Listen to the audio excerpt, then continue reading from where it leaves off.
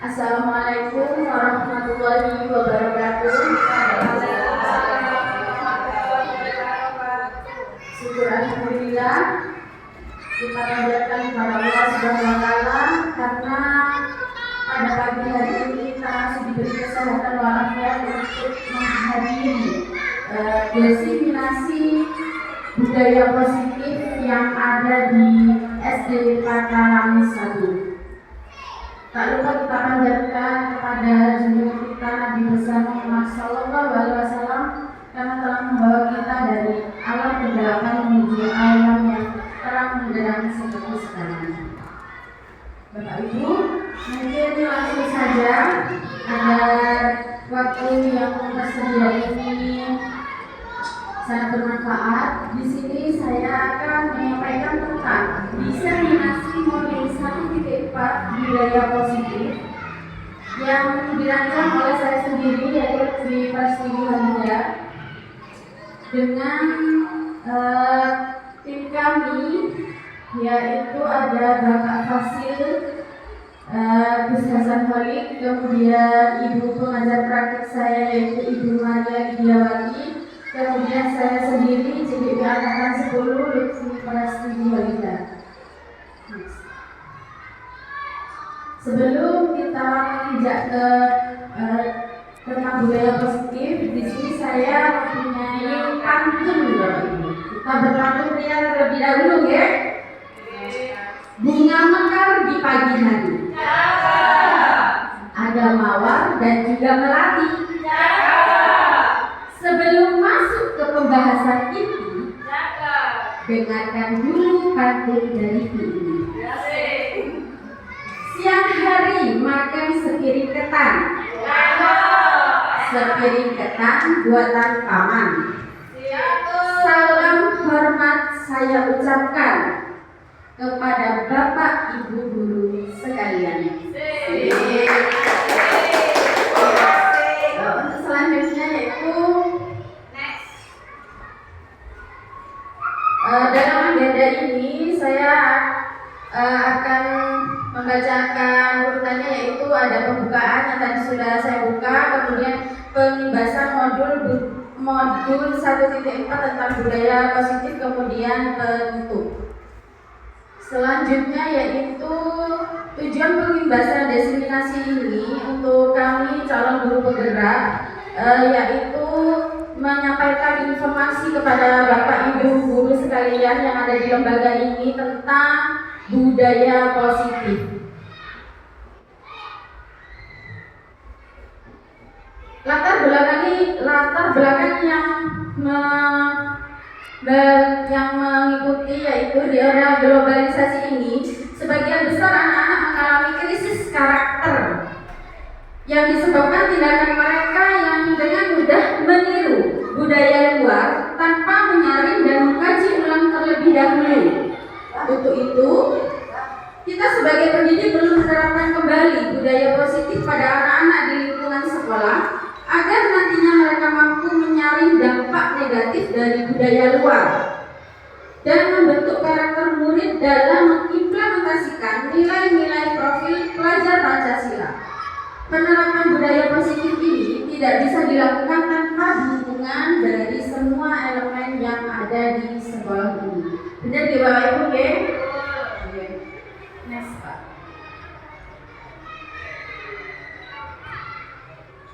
Apa sih makna budaya positif itu?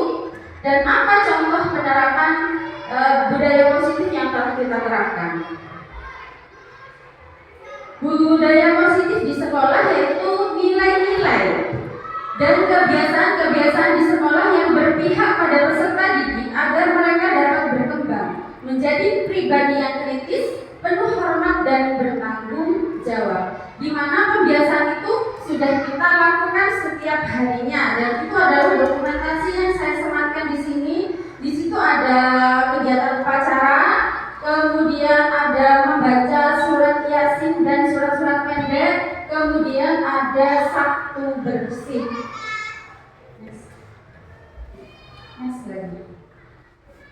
Filosofi pendidikan Ki Hajar Dewantara. Jadi sebelum kita menginjak ke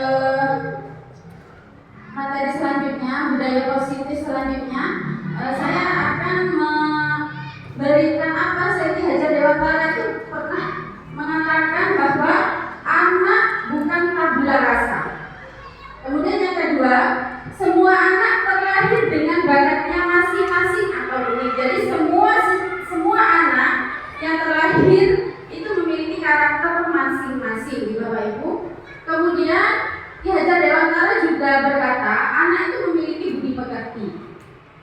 Tugas guru menuntun bakat tersebut agar anak tumbuh dengan selamat dan bahagia. Guru ibarat petani dan anak ibarat biji jagung. Kemudian Ki Hajar Dewantara juga berkata kodrat alam dan kodrat zaman. Jadi kita mengajar anak-anak sesuai dengan kodrat alam dan kodrat zaman. Terutama inilah yang kita pegang, kita selalu ingat, kita mengajar harus berpihak kepada anak atau pada murid. Kemudian paradigma perubahan yang terjadi sekarang untuk membangun budaya yang positif, sekolah perlu menyediakan lingkungan yang positif, aman dan nyaman agar murid-murid mampu berpikir, bertindak dan mencipta dengan merdeka, mandiri dan bertanggung jawab. Lazimnya disiplin dikaitkan dengan kontrol.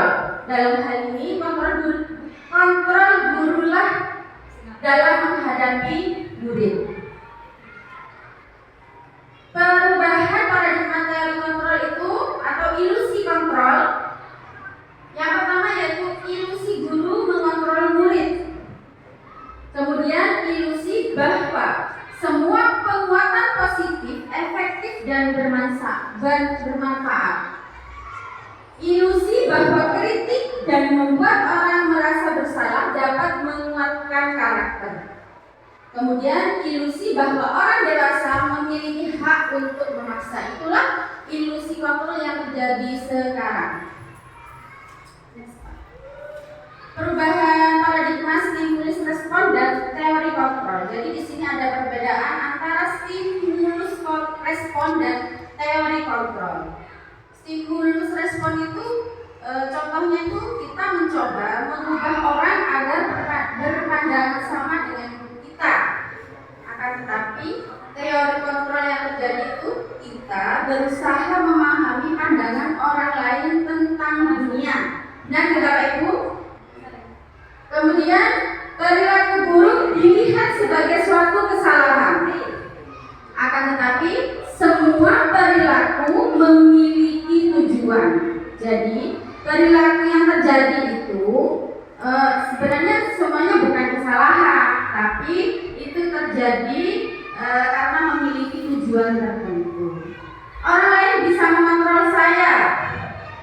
Teori kontrolnya hanya Anda yang bisa mengontrol diri Anda. Saya bisa mengontrol orang lain, tapi teori kontrol mengatakan Anda tidak bisa mengontrol orang lain. Benar ya Bapak Ibu? Pemaksaan ada pada saat bujukan gagal. Kolaborasi dan kesepakatan menciptakan pilihan-pilihan baru. Kemudian model berpikir menang atau kalah. Teori kontrol mengatakan model berpikir menang. Apa makna kata disiplin? Kebanyakan orang akan menghubungkan kata disiplin dengan tata tertib, teratur, dan kepatuhan pada peraturan.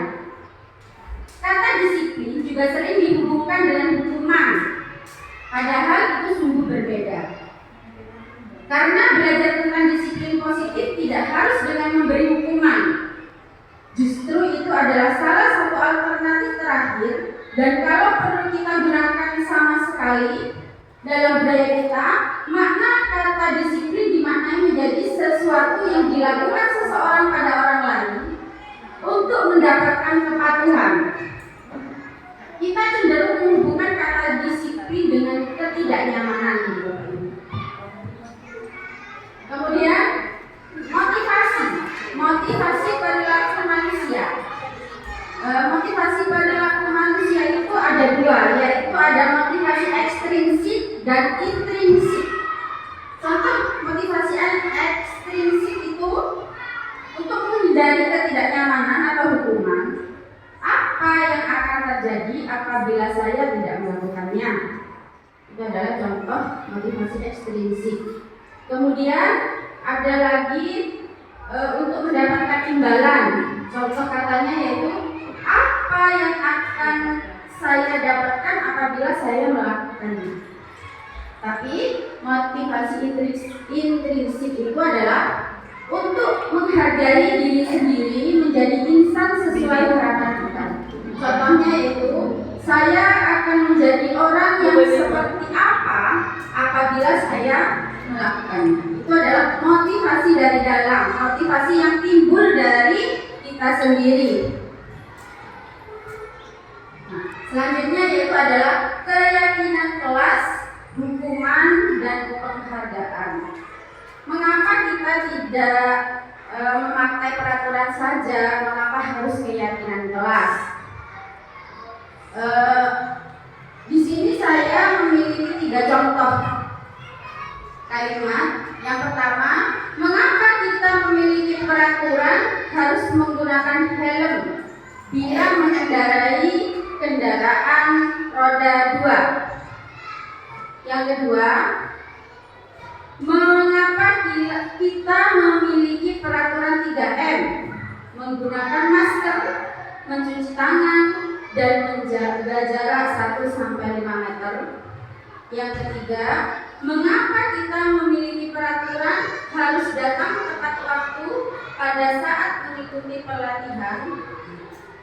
Itu adalah salah 3 contoh peraturan yang saya angkat. Untuk mendukung motivasi intrinsik, kembali ke nilai-nilai keyakinan, lebih menggerakkan seseorang dibandingkan mengikuti serangkaian peraturan-peraturan seperti contoh ini. Nah, kenapa kok bukan peraturan? Kenapa harus keyakinan? Karena keyakinan kelas itu adalah nilai-nilai kebajikan atau prinsip-prinsip universal yang disepakati bersama secara universal, lepas dari latar belakang, suku, negara, bahasa, maupun agama. Menurut dosen, suatu keyakinan lebih memotivasi seseorang dari dalam. Seseorang akan lebih bersemangat untuk menjalankan keyakinannya daripada hanya sekedar mengikuti serangkaian peraturan. Jadi keyakinan kelas itu dibentuk agar anak-anak itu sadar apa yang dia katakan itu nantinya akan dengan sendirinya dilakukan tanpa harus disuruh lagi, karena itu keyakinan itu muncul dari dalam dirinya sendiri, seperti itu. Jadi daripada kita menggunakan peraturan, lebih baik kita menggunakan keyakinan kelas. Kemudian selanjutnya yaitu ada hukuman dan konsekuensi. Di sini perbedaan antara hukuman dan konsekuensi. Hukuman itu bersifat tidak terencana atau tiba-tiba. Anak atau murid tidak tahu apa yang akan terjadi dan tidak dilibatkan. Hukuman bersifat satu arah dari pihak guru yang memberikan, dan murid hanya menerima suatu hukuman tanpa melalui suatu kesepakatan atau pengarahan dari pihak guru, baik sebelum atau sesudahnya. Hukuman yang diberikan bisa berupa fisik maupun psikis. Murid atau anak disakiti oleh suatu perbuatan atau kata-kata. Contohnya, Bapak Ibu, ini sering terjadi kalau dulu saya masih sekolah.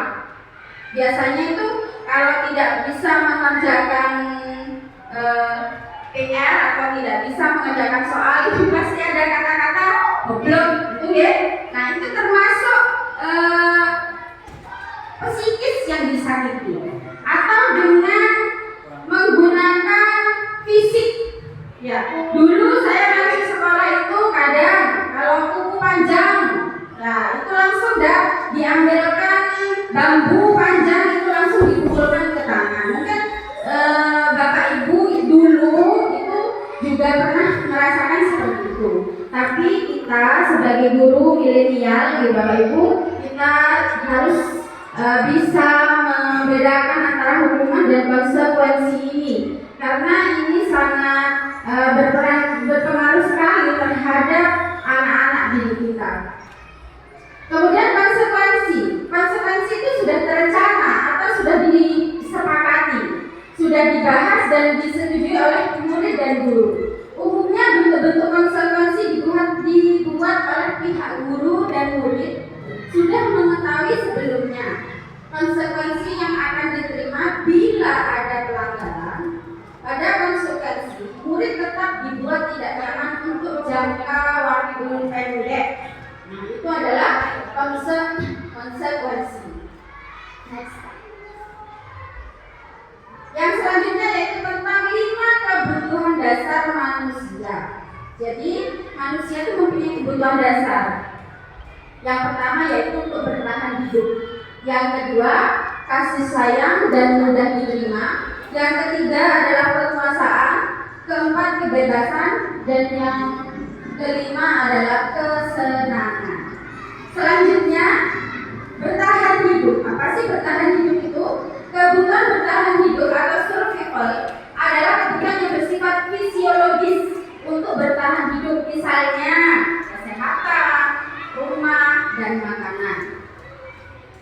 Doni ketika ditanya oleh Ibu Ambar adalah karena ia lapar dan orang tuanya tidak membawanya bekal makan siang. Maka kebutuhan dasar yang sedang berusaha dipenuhi oleh Doni adalah kebutuhan untuk bertahan hidup atau survival. Itu adalah salah satu contohnya, Bapak Ibu. Salah satu contoh bertahan hidup. Kemudian kasih sayang dan mudah diterima. Kebutuhan ini dan 3 kebutuhan berikutnya adalah kebutuhan psikologis. Kebutuhan untuk disayangi dan diterima meliputi kebutuhan akan hubungan dan koneksi sosial, kebutuhan untuk memberi dan menerima kasih sayang, dan kebutuhan untuk merasa menjadi bagian dari suatu kelompok. Yang selanjutnya yaitu kekuasaan.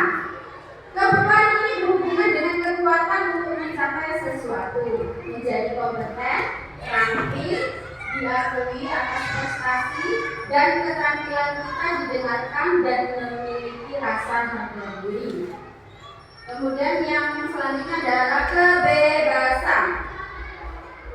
Kebutuhan di sini adalah anak-anak dengan kebutuhan kebebasan yang tinggi menginginkan pilihan. Mereka perlu banyak bergerak, suka mencoba-coba, tidak terlalu terpengaruh orang lain, dan senang mencoba hal baru dan menarik. Yang terakhir adalah kesenangan. Kebutuhan kesenangan yang tinggi menginginkan pilihan. Mereka perlu banyak bergerak, suka mencoba-coba, tidak terlalu terpengaruh orang lain, dan senang mencoba hal baru yang menarik. Anak-anak dengan kebutuhan dasar kesenangan yang tinggi biasanya ingin menikmati apa yang dilakukan. Mereka juga bisa berkonsentrasi tinggi saat mengerjakan hal yang disenangi. Mereka suka permainan dan suka mengoleksi barang, suka bergurau, suka berlucu, dan juga menggemaskan. Bahkan saat mereka bertingkah laku buruk, mereka masih terlihat lucu. Kemudian yang selanjutnya yaitu tentang 5 posisi kontrol restitusi. Yang pertama yaitu adalah penghukum, pembuat rasa bersalah, teman, pemantau, dan manajer. Apa itu segitiga restitusi? Restitusi adalah proses menciptakan kondisi bagi murid untuk memperbaiki kesalahan mereka sehingga mereka bisa kembali pada kelompok mereka dengan karakter yang lebih kuat. Ciri-ciri restitusi yang pertama, bukan untuk menebus kesalahan, namun untuk belajar dari kesalahan. Yang kedua yaitu memperbaiki hubungan. Yang ketiga, tawaran, bukan paksaan. Yang keempat, menuntut untuk melihat ke dalam diri. Yang kelima, mencari kebutuhan dasar yang mendasari tindakan.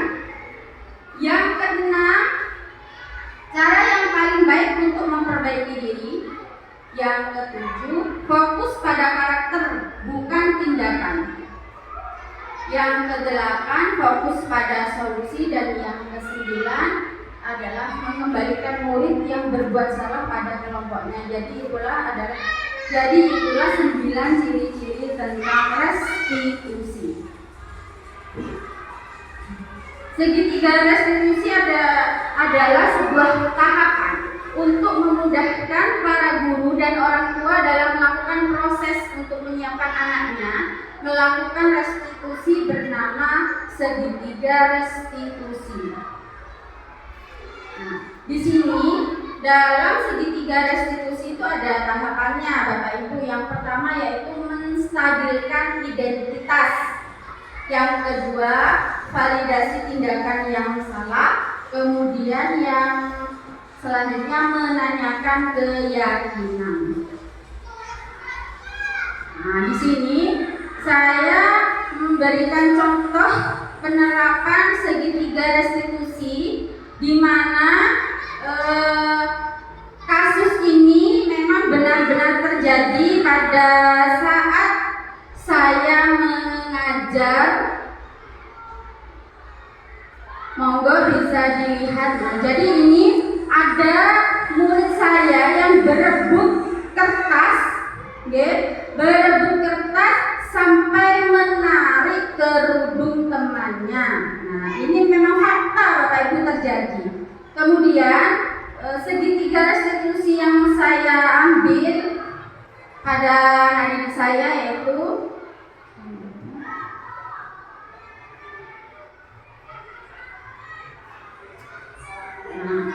saya memanggil pelaku. Jadi kebetulan korban ini tidak masuk Bapak Ibu. Jadi saya face to face sama murid saya ini. Next. Yang kedua, contoh yang kedua yaitu ini juga nyata terjadi. Jadi pada saat itu, pada saat saya kelas masih terlihat kotor dan ada satu orang temannya tidak menang. Padahal piket sudah saya bentuk. Nah, saya tanya kemudian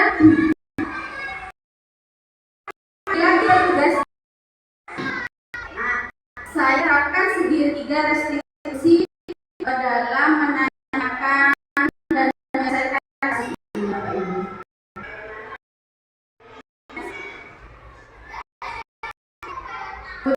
Referensi dari kegiatan ini yang saya ambil yaitu beberapa yang saya kemudian perasaan apa yang selama mengikuti ini khususnya mengenai makna budaya kelas dan kebutuhan dasar manusia. Perasaan saya jelasnya senang sudah bisa menerapkan kepada Bapak dan Ibu guru di lembaga ini.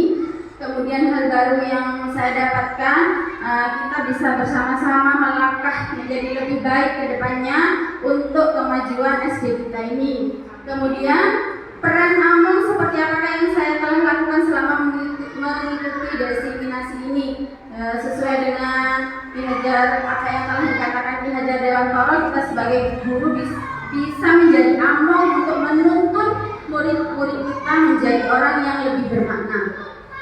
Kemudian saya akan menjadi AMON yang seperti apakah setelah mengikuti diseminasi ini, menjadi AMON atau menjadi guru yang selalu disenangi oleh murid, yang selalu ditunggu kedatangan saya. Itu adalah refleksi kegiatan pada hari ini. Oke, cukup. Inilah diseminasi dari saya. Kurang lebihnya saya mohon maaf dan terima kasih kepada Bapak Ibu sudah meluangkan waktunya untuk mendengarkan dan menerima diseminasi yang sudah saya buat. Wassalamualaikum warahmatullahi wabarakatuh. Waalaikumsalam.